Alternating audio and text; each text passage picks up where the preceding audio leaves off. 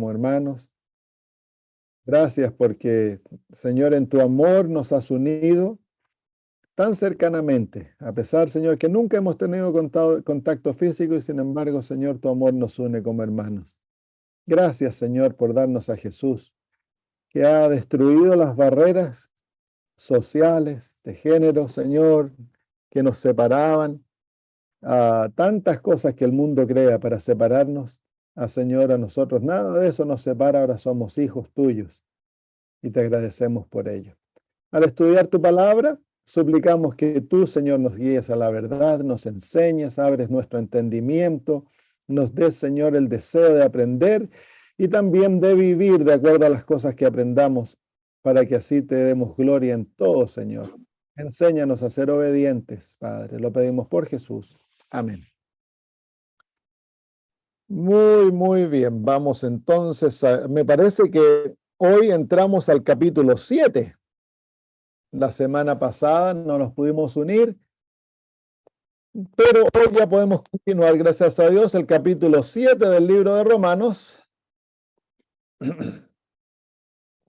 Vamos a leerlo como es nuestra costumbre, todo el capítulo 7, que es considerado uno de los capítulos más complejos del libro de Romanos, pero cuando se entiende lo que el apóstol Pablo está enseñándonos, no es tan complejo.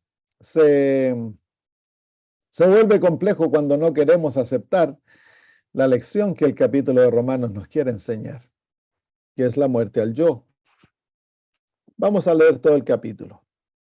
¿Acaso ignoráis, hermanos, pues hablo a aquellos que conocen la ley, que la ley se enseñorea del hombre entre tanto que éste vive? Porque la mujer que tiene marido está ligada por la ley a su marido mientras él vive. Mas si el marido muere, ella queda libre de la ley del marido. Así que si viviendo su marido se casa con otro hombre, se llama adúltera. Pero si su marido muere, ella queda libre de la ley, y si se casa con otro hombre, no será adúltera. Así también vosotros, mis hermanos, habéis muerto a la ley por el cuerpo de Cristo, para que seáis de otro, de aquel que resucitó de entre los muertos, a fin de que llevemos fruto para Dios. Porque cuando estábamos en la carne, la influencia del pecado que era por la ley obraba en nuestros miembros, llevando fruto para muerte.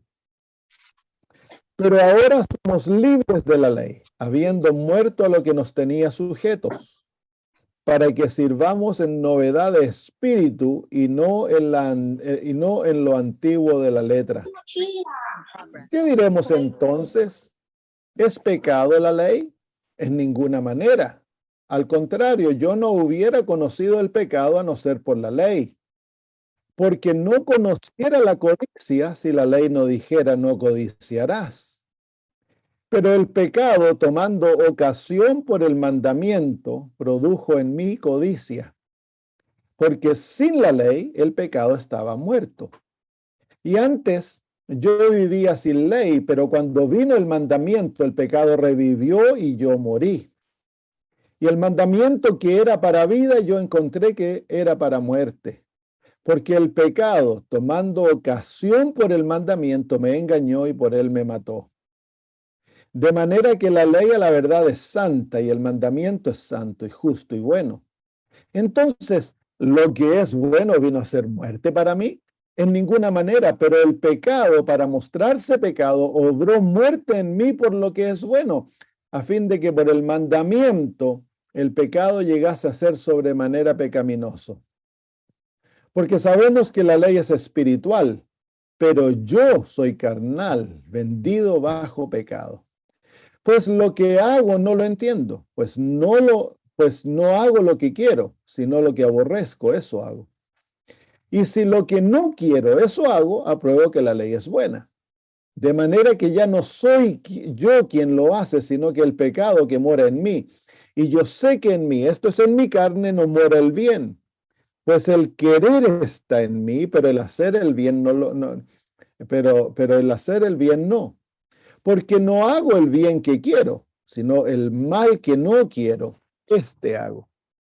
Y si no hago lo que quiero, Y si hago lo que no quiero, ya no soy yo quien lo hace, sino el pecado que mora en mí. Hallo pues esta ley, que cuando quiero hacer el bien, el mal está en mí. Porque según el hombre interior me deleito en la ley de Dios, mas veo otra ley en mis miembros que se revela contra la ley de mi mente y me lleva cautivo a la ley del pecado que está en mis miembros.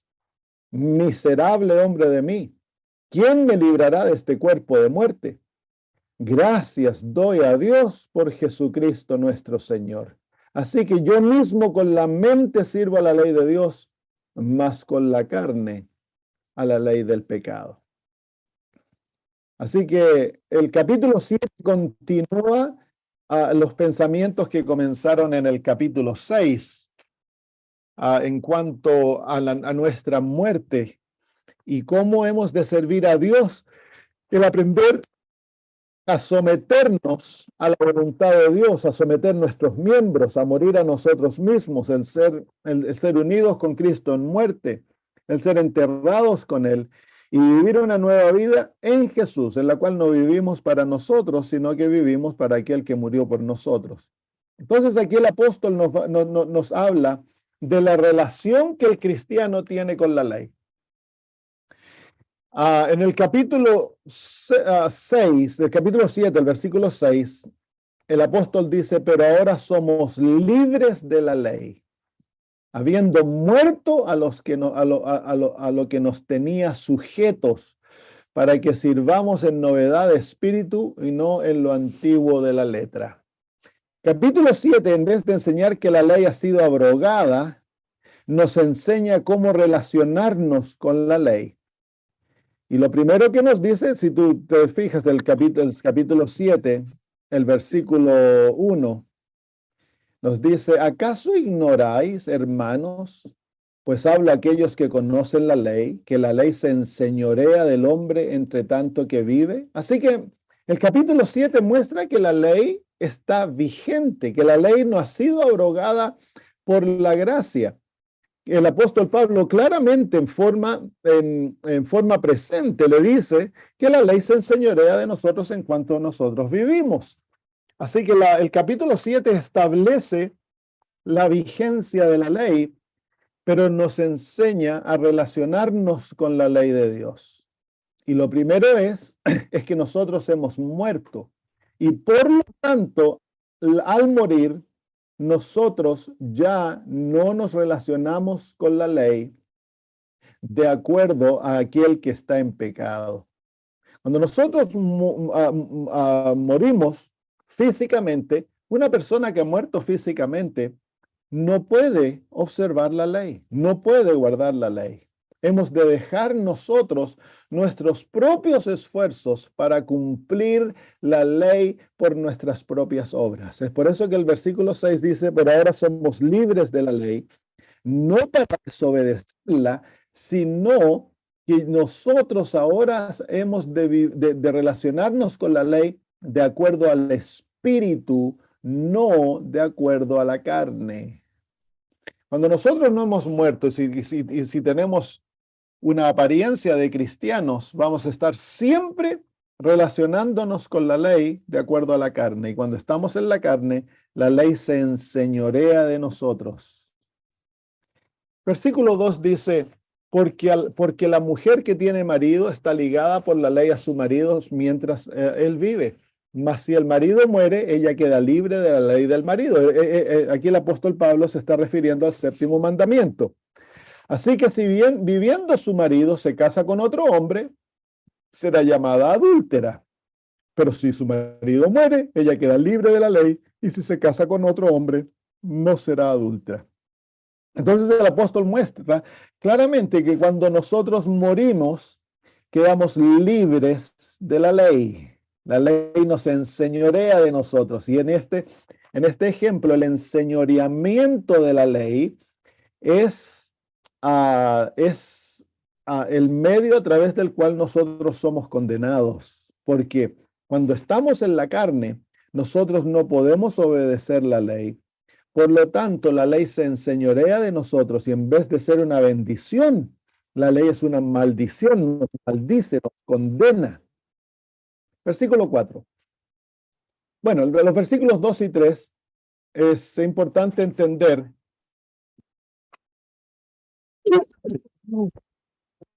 perdón, que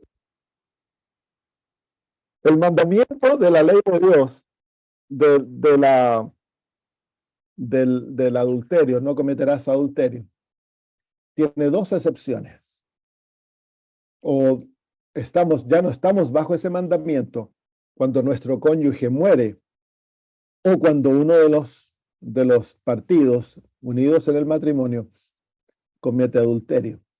Jesús claramente nos muestra de que cuando hay adulterio, entonces el pacto matrimonial queda disoluto. Y entonces el partido, que la parte de la unión que es inocente, puede volver a casarse. Si el que ha cometido adulterios, se casa, entonces vuelven a cometer adulterio. Cuando hay divorcio sin adulterio, entonces cualquiera de los partidos que se casa comete adulterio, viola la ley de Dios, porque la excepción es la muerte, nos deja libre para volver a casarnos, o el adulterio nos deja libre para volver a casarnos. Cuando no hay adulterio o no hay muerte, si hay separación, el matrimonio ante los ojos de Dios no queda disoluto.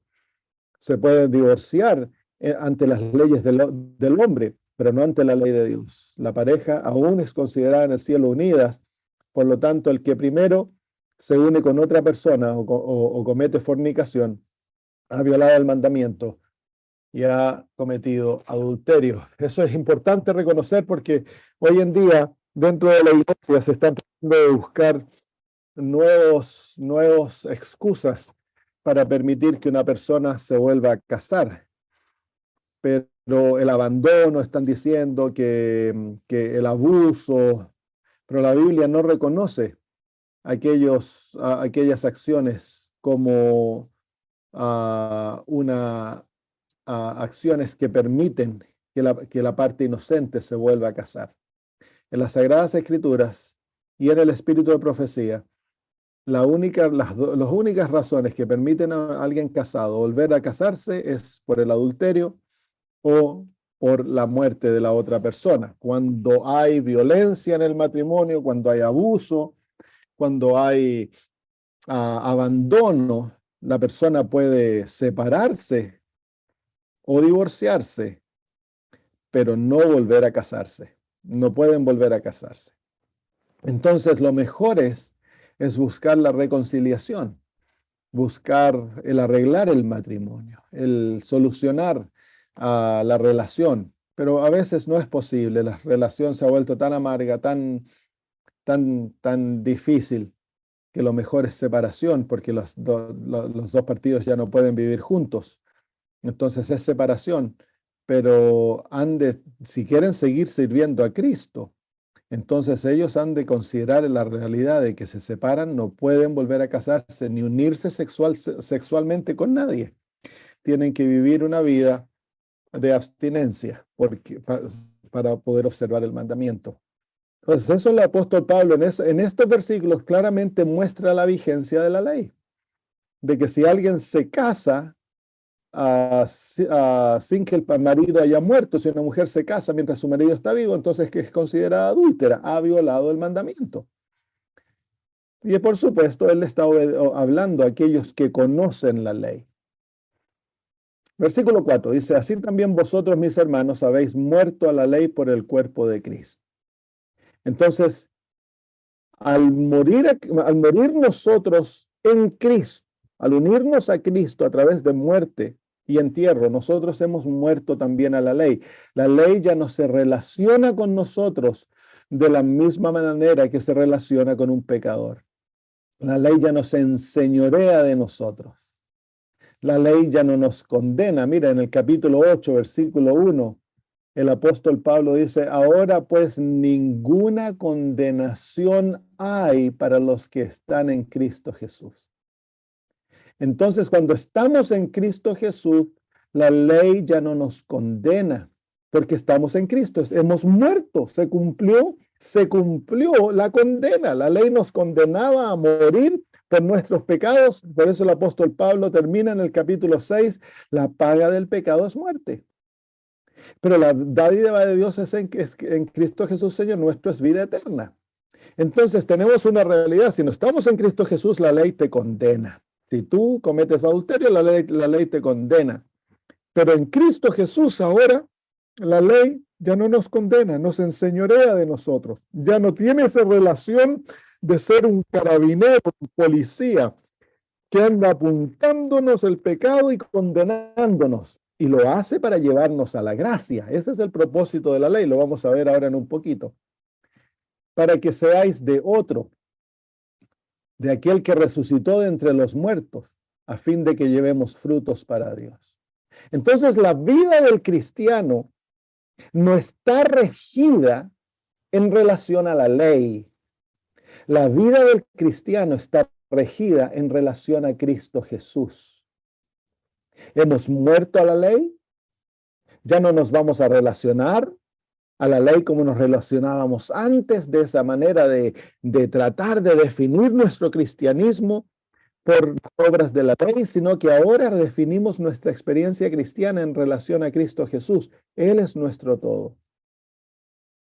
Dice, de aquel que resucitó de los muertos a fin de que llevemos frutos. El desarrollo del carácter cristiano se desarrolla en relación a Cristo Jesús, teniendo una vida de intimidad con Jesús. Versículo 5, por cuanto pero cuando estábamos en la carne, la influencia del pecado, que era por la ley, obraba en nuestros miembros llevando fruto para muerte.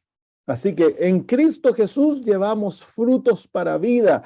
En la carne, cuando estábamos en la carne, sin Cristo, a pesar de que nos relacionábamos con la ley, y aquí le está hablando a los judíos, por supuesto, y este ejemplo viene con nosotros. Él le está hablando a aquellos que conocen la ley.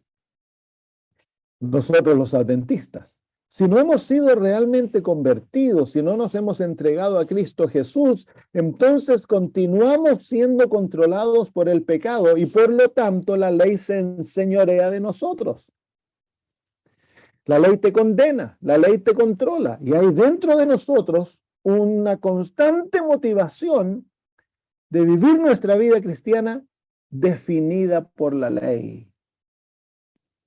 Pero el apóstol Pablo dice de que esa vida lleva a obra en nosotros, en nuestros miembros, llevando frutos para muerte. No se puede ser cristiano si tu corazón no está controlado por Jesús, si no has muerto con Cristo. Si Cristo no tiene el control de tu alma, no puedes ser un cristiano. No puedes llevar los frutos del Espíritu, que son el carácter de Jesús, que garantiza que tú has nacido nuevamente. Entonces la ley, ya el apóstol Pablo nos va a mostrar, cumple dos funciones: cuando el ser humano está en el pecado y cuando el ser humano está en Cristo. La ley no deja de ser, cumple una función distinta. Cuando el ser humano está en el pecado, entonces la ley se enseñorea, la ley es un carabinero, la ley es el que apunta lo malo y nunca deja de apuntar lo malo, y en eso exacerba el pecado en nuestra vida. La ley no tiene el poder de limpiarte del pecado. La ley tiene el poder de apuntar el pecado, de definir el pecado. La ley es como una linterna que alumbra en un lugar oscuro, y cuando tú entras a una pieza oscura parece que todo está bien. Pero cuando alumbras la linterna, ves las ratas, las cucarachas, las pulgas, ves todos los defectos, porque la luz es lo que hace que se exacerbe lo malo, que se muestre lo malo. Cuando uno entra a una pieza oscura parece que todo estuviera tan bien, todo tan perfecto. Me pasó a mí años atrás, cuando ya era muchacho, no tenía experiencia, salí a comprar un auto. Y fui en la noche a comprar el auto. ¿A quién se le ocurre salir a comprar, a ver un auto en la noche? Y cuando lo vi, lo encontré tan bonito. Le pasé a la persona la plata y lo vine a buscar el próximo día. Cuando lo encontré el próximo día, el auto estaba lleno de óxido. No pude decir nada, yo lo había comprado, me tuve que ir calladito con el auto. ¿Por qué? Porque en la noche no se ve nada. Es lo mismo. Si no hay ley, entonces nosotros no conocemos el pecado y parece que todo está bien en nuestras vidas hasta que la ley apunta al pecado y se enseñorea de nosotros. Versículo 6. Pero ahora somos libres de la ley, somos libres del control de la ley en cuanto a nuestros pecados, habiendo muerto a lo que nos tenía sujetos. Entonces, ¿qué es lo que nos tenía sujetos? El pecado. Entonces ahora hemos muerto al pecado, por lo tanto la ley ya no nos enseñorea de nosotros.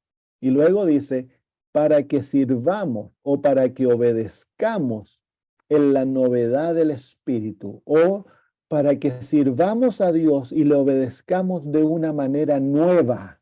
¿Cuál es esa manera nueva? A través del Espíritu y no a través de la letra. Entonces, la letra y el espíritu, los dos tipos de obediencia que se manifiestan en la vida de una persona. Aquel que no ha nacido nuevamente, pero está en la iglesia, se cree cristiano, pero su corazón no ha sido renovado a través de la gracia de Cristo y de su justicia, y el Espíritu Santo no mora en él trata de obedecer la ley a través de la letra y se vuelve legalista, como los fariseos. Eso los lleva a considerarse buenos, a creer que ellos son mejores que los demás, andan midiendo todo, fijándose en los otros, criticando a esto, criticando al otro, porque esa es la obediencia en la letra. La obediencia que dice, yo no mato, yo soy bueno. Pero la obediencia en el espíritu es la verdadera justicia que nos habla Jesús en el capítulo 5 del libro de Mateo. Mire, vamos a ver el capítulo 5 de Mateo, sin perder Romanos porque vamos a volver ahí. El Señor Jesús nos dice en el versículo 20, porque os digo que si vuestra justicia no fuere mayor que la de los escribas y los fariseos, no entraréis en el reino de los cielos. Entonces, ¿cuál es esa justicia que es mayor? Entonces es la justicia que cumple la ley a través del Espíritu y cumple el espíritu de la ley más allá que la letra. El fariseo, él miraba la ley y decía, yo no maté, por lo tanto, yo soy santo, soy un hijo de Abraham. Ve la letra y cree que él es bueno, se juzga a él a sí mismo como bueno. Pero Jesús nos muestra el espíritu de la ley. Nos dice en el versículo 21, dice el capítulo 5, dice, oíste que fue dicho por los antiguos, no matarás. Y cualquiera que matare estará expuesto al juicio. Esa es la letra de la ley. No matarás. Pero ¿qué significa no matar?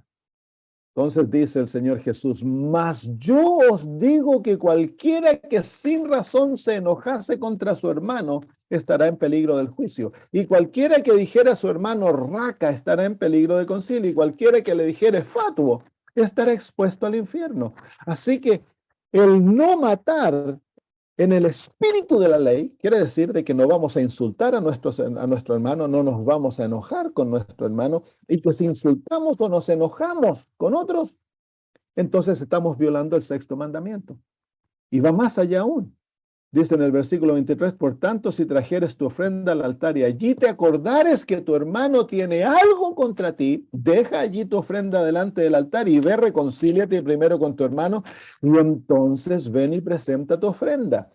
Entonces, el espíritu del sexto mandamiento prohíbe el tener relaciones rotas.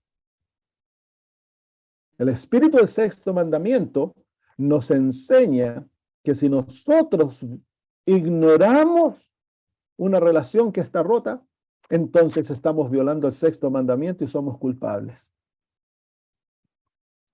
Si no perdonamos, entonces somos culpables de la violación del sexto mandamiento.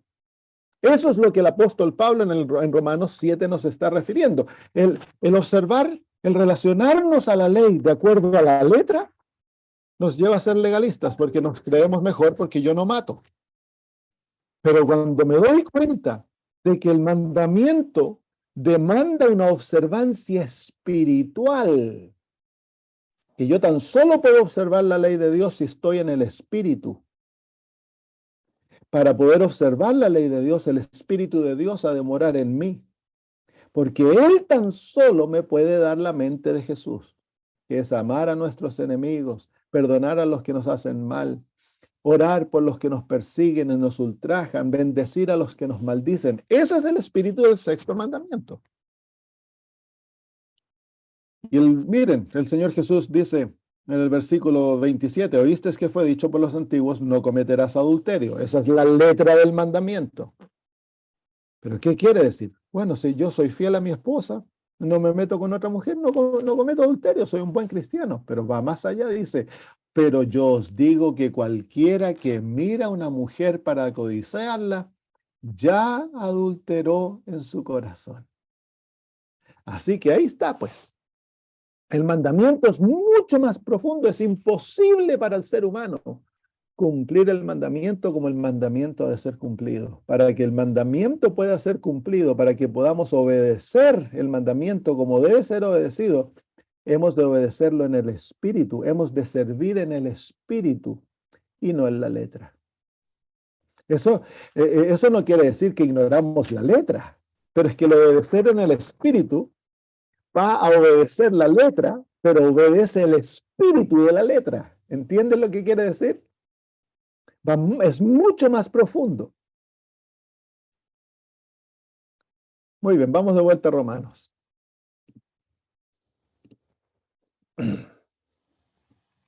Así que ya una vez que la ley no nos condena, ni la ley nos gobierna negativamente, la ley no está sobre nosotros como un gobernador, como un policía, condenándonos porque estamos en pecado. Una vez que estamos libres de aquello porque hemos muerto en Cristo Jesús, ahora obedecemos, servimos de acuerdo al Espíritu, no de acuerdo a la letra.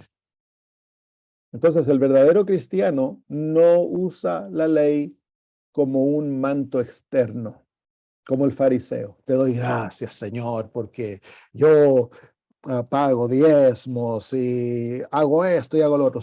Para él, la ley es algo que él le anda mostrando a todos para que vean cuán bueno él es. Para el verdadero cristiano, la ley es como la ropa interior, como los calzoncillos, los calzones, los sostenes. Es algo que se necesita, es esencial, pero no se le anda mostrando a todos. Esa es la ley, es la ropa interior. Es por eso que en el santuario el sumo sacerdote estaba vestido, su primer manto, su primera vestimenta era la ropa interior, era blanca, pero luego venía un manto azul sobre él. Ese era el símbolo de la ley. Luego venía otro manto blanco y luego venía todo el resto de su vestimenta. Así que realmente nadie veía el manto azul. Y ese es símbolo de la ley de Dios. Cuando Jesús era perfectamente obediente a la ley de Dios, pero él no andaba mostrándole a todos su obediencia y diciéndoles cuán bueno eran, ni se notaba su obediencia, era algo silencioso.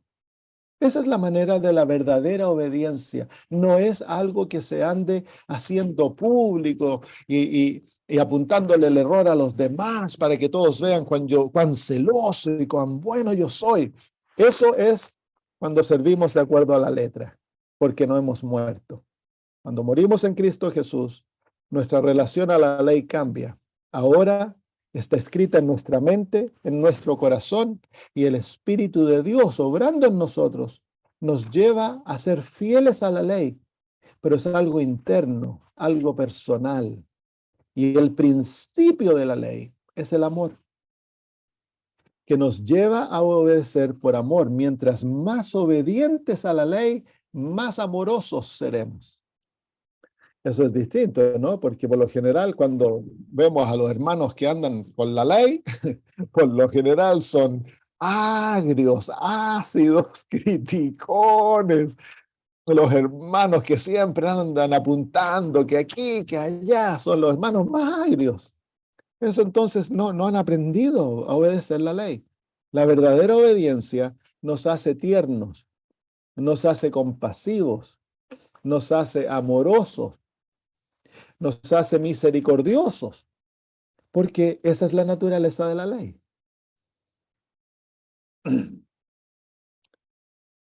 Muy bien, vamos al versículo 7. ¿Qué diremos entonces?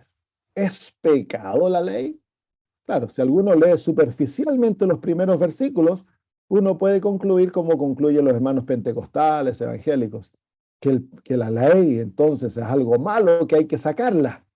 Aquí el apóstol Pablo usa lo opuesto, el argumento totalmente opuesto a lo que ellos enseñan. Él dice, en ninguna manera, dice el versículo 7, en ninguna manera. Al contrario, yo no hubiera conocido el pecado a no ser por la ley, porque no conociera la codicia si la ley no dijera, no codiciarás. Entonces aquí se muestra la función primordial de la ley, que es definir el pecado, definir lo malo.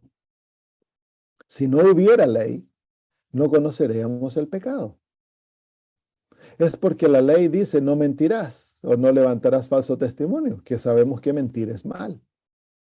Es porque la ley dice no matarás, que sabemos que matar es mal. Honra a tu padre y a tu madre, que sabemos que eso. Pero si no hubiese una ley, y lo ponemos esto en nuestra vida común, si no hubiese una ley que dijese que debemos andar a 60 kilómetros por hora, uno podría andar a 180 kilómetros por hora en una calle chiquitita y nadie te podría decir nada. ¿Por qué? Porque yo no sabría que el andar a 180 kilómetros por hora en un vecindario es malo. Pues es la ley que define aquello que es malo y aquello que es bueno. Y la ley de Dios, ese es el propósito primordial de la ley. Es el definir lo malo de lo bueno.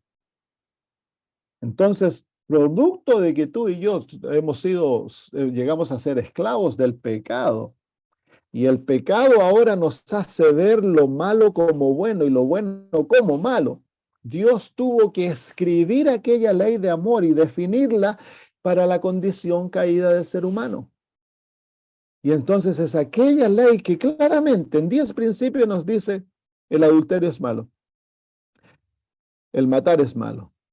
Y el Señor Jesús dice, el adulterio no tan solo es tener el acto físico, sino que también el codiciar en tu mente. Así que la ley no tan solo gobierna lo físico, la ley gobierna también lo mental, lo espiritual, los deseos, los pensamientos son gobernados por la ley. Entonces ese es el propósito primordial de la ley. Cuando estamos nosotros en la carne, es mostrarnos el pecado para traer culpa. Y es a través de la culpa, entonces, que la ley nos lleva a los pies de Cristo. La ley no te puede salvar, la ley no te puede dar vida, la ley no te puede perdonar. El propósito de la ley es enseñorearse de ti para mostrarte tu pecado y no dejarte tranquilo cuando estés viviendo en pecado, porque si no hubiera ley, el ser humano no sentiría el deseo de salvación. La ley es la herramienta divina que Dios usa con su Espíritu Santo para traer convicción y culpa al corazón humano. Si no hay ley, no hay gracia. La ley y la gracia obran juntas, como ya lo vimos la semana antepasada. Si sacamos la ley, no hay necesidad de gracia. ¿Por qué? Porque la ley define el pecado. Así que si no hay ley, no hay pecado. Si no hay pecado, no hay gracia. Si no hay gracia, no hay salvador. Si no hay salvador, no hay salvación. Y si no hay salvación, no hay necesidad de iglesia. Así que al sacar la ley, Satanás destruye toda la necesidad del evangelio. Es por eso que él ha hecho esto en los últimos tiempos.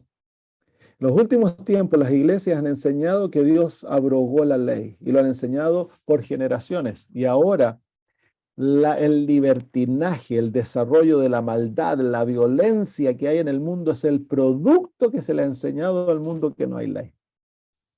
Entonces, al no haber ley, ya nada es pecado. Lo que es bueno para ti puede que no sea bueno para mí. Y lo que es malo para mí puede que no sea malo para ti.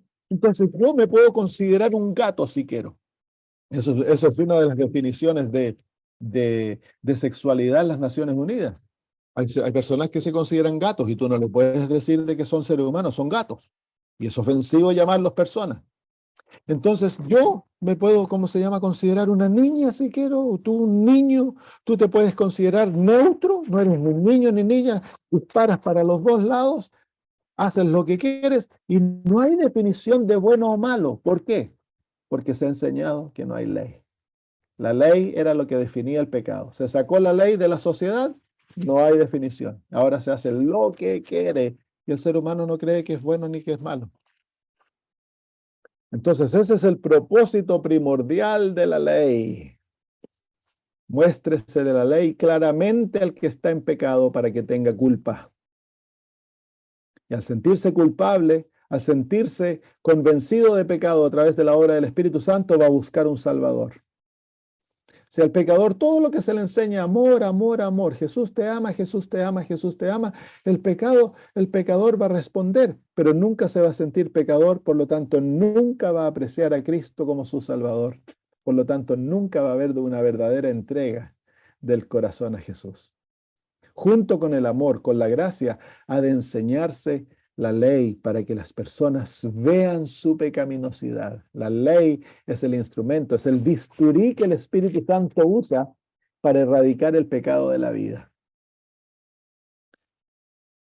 ¿Qué diremos pues? Entonces, ¿es pecado la ley? De ninguna manera, al contrario, yo no hubiera conocido el pecado a no ser por la ley, porque no conociera la codicia si la ley no dijera no codiciarás.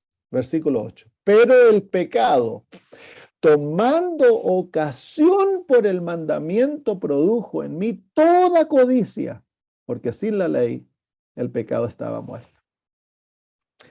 Sin la ley, el pecado te controlaba sigilosamente, sin que tú te dieses cuenta. Por eso tú le hablas a las personas en el mundo, cometen fornicación, alcohol, son infieles a las esposas, hacen lo que quieren y les importa un comino. ¿Por qué? Porque la ley no ha alumbrado el alma. Entonces, el pecado yace sigilosamente, no lo ven como malo. Pero viene la ley y el pecado responde. El pecado va a tratar de defenderse. Cuando una persona viene a una campaña evangelística o viene a la iglesia y la ley lo convence, la palabra de Dios trae convicción al alma y el Espíritu Santo comienza a iluminar el alma, el pecado es como la rata. La rata, mientras el lugar estaba oscuro, la rata andaba metida por los rincones y todo, y se sentía tranquila, podía hacer lo que quisiera. En el momento que la luz alumbra a la rata y la descubres, ¿qué hace la rata? La rata va a hacer dos cosas, se va a tratar de esconder o se va a tratar de defender. Si es una rata grande, te va a tratar de atacar para defenderse y que la dejes tranquila. Lo mismo es el pecado. El momento que ¿cómo se llama? Que la ley ilumina el alma, el pecado va a hacer dos cosas. La primera cosa que el pecado hace es el versículo 8. Dice, pero el pecado, tomando ocasión por el mandamiento, produjo en mí toda codicia. Entonces, viene una persona que es alcohólico, viene a la iglesia, estoy estudiando la Biblia y el Espíritu Santo comienza a convencerlo que debe dejar el alcohol. ¿Qué le ocurre a esa persona? ¿Se le hace súper fácil dejar el alcohol? No, es lo opuesto. Es como el alcohol agarra el alcohol y no lo deja tranquilo y ahora quiere tomar más y él quiere dejar de tomar alcohol y se vuelve una lucha que parece que no se puede vencer. El alcohol ahora se le presenta en todos lados, los amigos lo invitan a tomar y lo llaman de aquí, todos con alcohol. ¿Por qué? Porque el pecado, o tomando ocasión por el mandamiento le está diciendo, tú eres alcohólico, tú estás tomando, no debieses tomar, le dice, entonces él se siente malo y quiere dejar de tomar, entonces el pecado ahora le ofrece y hace parecer que es imposible dejar de tomar. Esa es la primera reacción del pecado. Exacerba el pecado en tu vida para que te parezca como que tú no puedes dejar el pecado.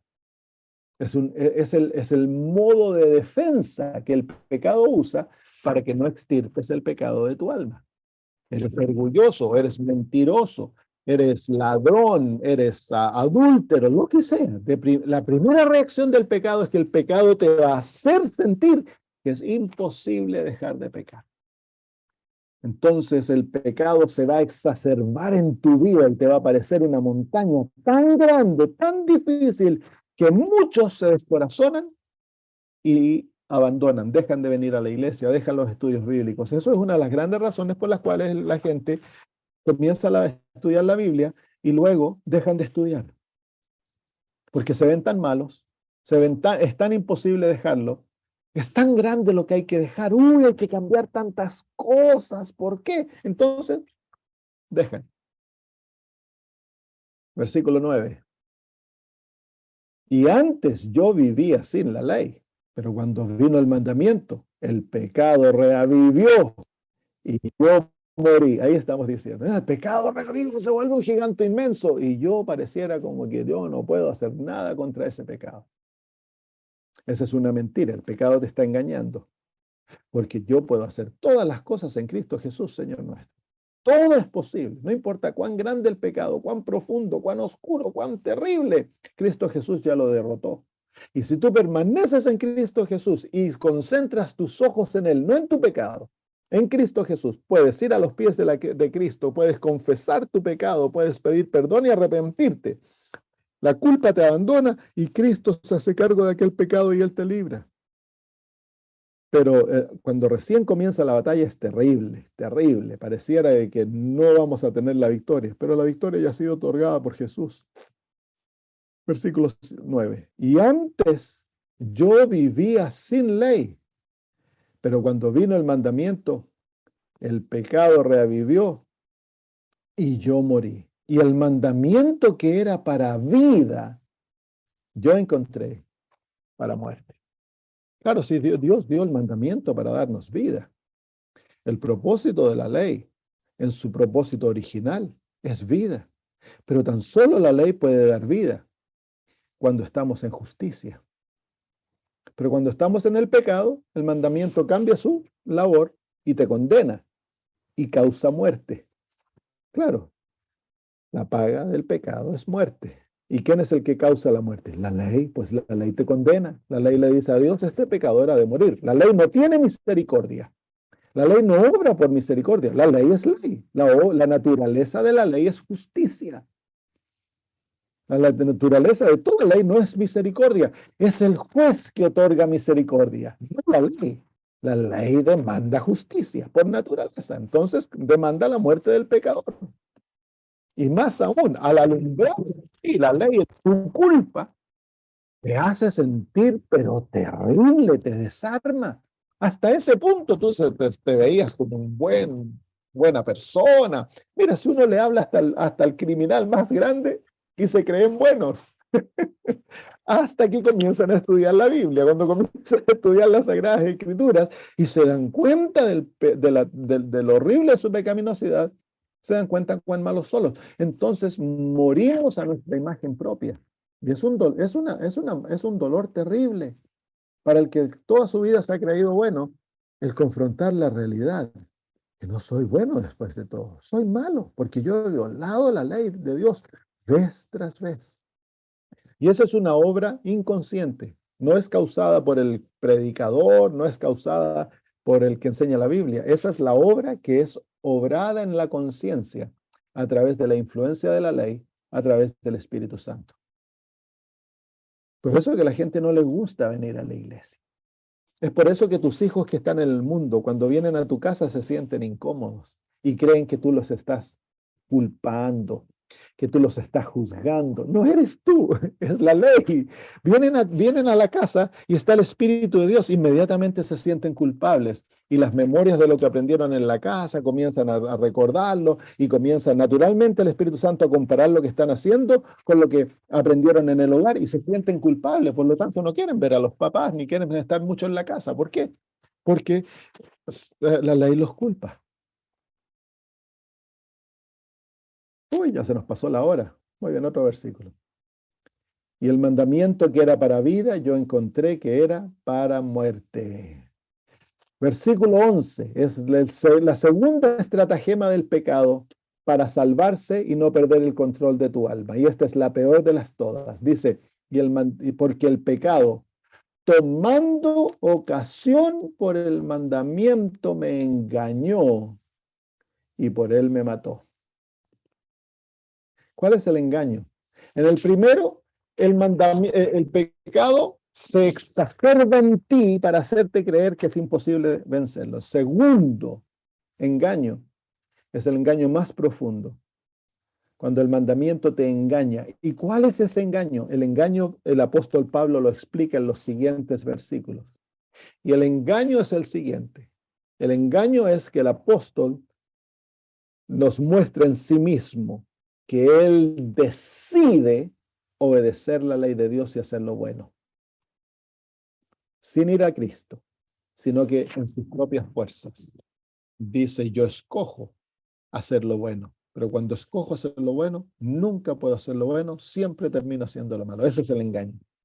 Y es el engaño en que muchos adventistas viven su vida de adventistas.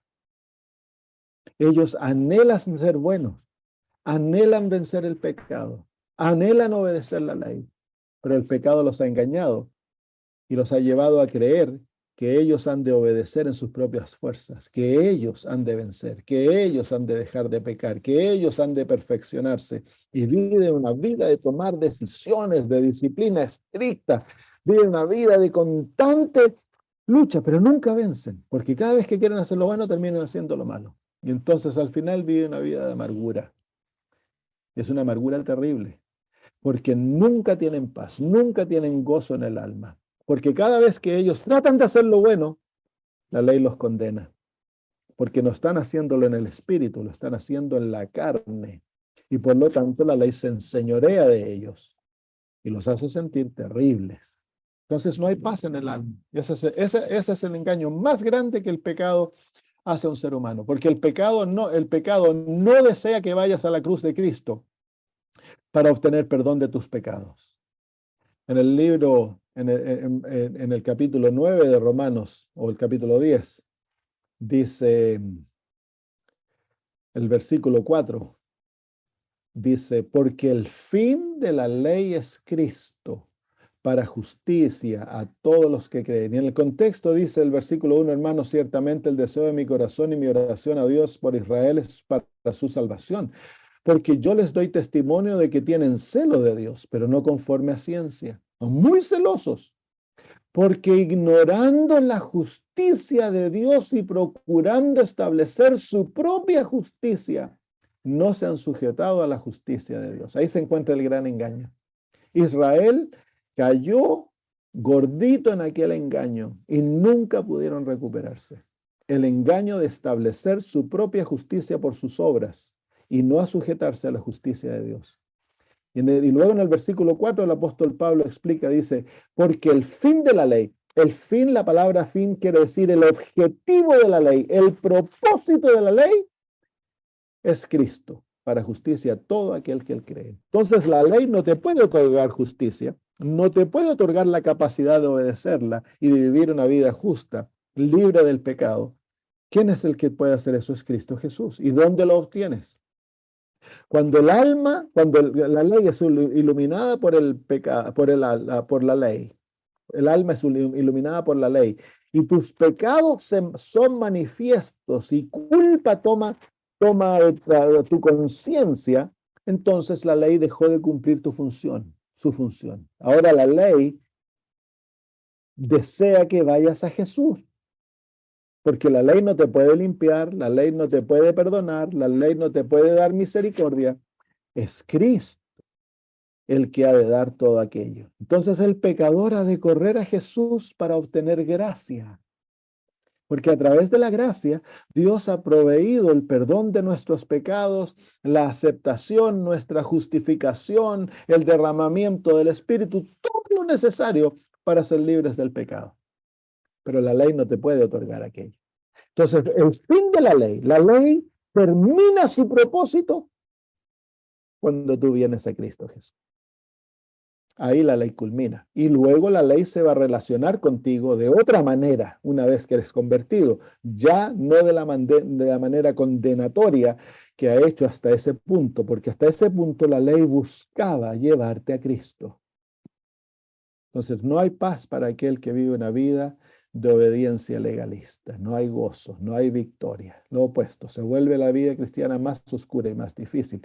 Eso lo vamos a estudiar la próxima semana. Los dos engaños del pecado se exacerba parece que nunca lo vas a poder conquistar, o te lleva a tratar de obedecer la ley para sentirte bueno. Me ocurre tan seguido eso. Por ejemplo, una persona católica viene a una campaña y se está predicando acerca del sábado, a la marca de la bestia, el domingo, y esta persona católica se da cuenta que el domingo no es el sábado, que el sábado es el sábado, el del día de descanso. Entonces la persona dice, uy, yo he estado guardando el día equivocado. Voy a comenzar de ahora en adelante a guardar el sábado. Y si todo lo que hace es aquello, él comienza a asistir a la iglesia y comienza a guardar el sábado, pero nunca se arrepiente y va a los pies de Cristo a pedir perdón y arrepentimiento y nuevo corazón. Aquella persona aún sigue en la carne, no ha sido salva. Llegan a ser adventistas, pero no han sido convertidos, porque el fin de la ley es Cristo. Y tristemente, cuando la persona comienza a guardar el sábado, nosotros los adventistas decimos, oh, muy bien, llegó a ser adventista ahora. Y luego comienza a pagar el diezmo, alabado sea Dios. Nunca se arrepintió porque le ha estado robando a Dios.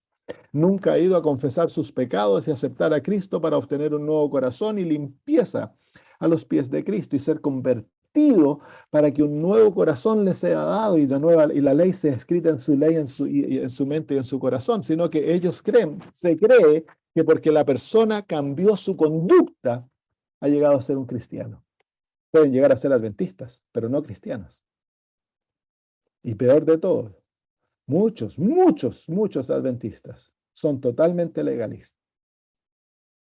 Entonces van y ahora se creen mejor que los hermanos católicos o que los católicos, que los hermanos protestantes, y le andan dando en la cabeza con la Biblia para tratar de convencerlos que están mal. Cuando el propósito es, cuando cada vez que un pecado se revela, hemos de ser cuidadosos de llevar a la persona a los pies de la cruz para que obtengan arrepentimiento y perdón y un nuevo corazón, porque el fin de la ley es Cristo. Ese es el propósito de la ley. Muy bien, oremos. Querido Señor, gracias por las lecciones lindas que nos das en tu palabra. Queremos pedir que tú escribas aquella ley maravillosa en nuestra mente, en nuestro corazón. Que nos lleves, Señor, cuando la ley revela nuestro pecado, que aprendamos, Señor, a correr a los pies de Cristo, para ahí obtener perdón y justicia. Para ahí, Señor, de ser exonerados por la ley y no condenados. Señor, líbranos de nuestra propia justicia. Líbranos de tratar de guardar la ley por nuestras propias fuerzas. Señor, danos la humildad para reconocer que no hay nada bueno en nosotros y que por nosotros mismos no podemos cumplir aquello que tú demandas de nosotros. Que la justicia de la ley es más profunda que simplemente algunos hechos externos, que la verdadera justicia de la ley gobierna todo el ser, Señor, y que tan solo puede ser cumplida a través de tu Espíritu Santo. Oh Señor, nos sometimos a ti para que tú seas el que cumple en nosotros aquella maravillosa ley y que podamos ser verdaderamente obedientes a ti. En el nombre de Jesús. Amén. Queridos hermanos, un abrazo para todos.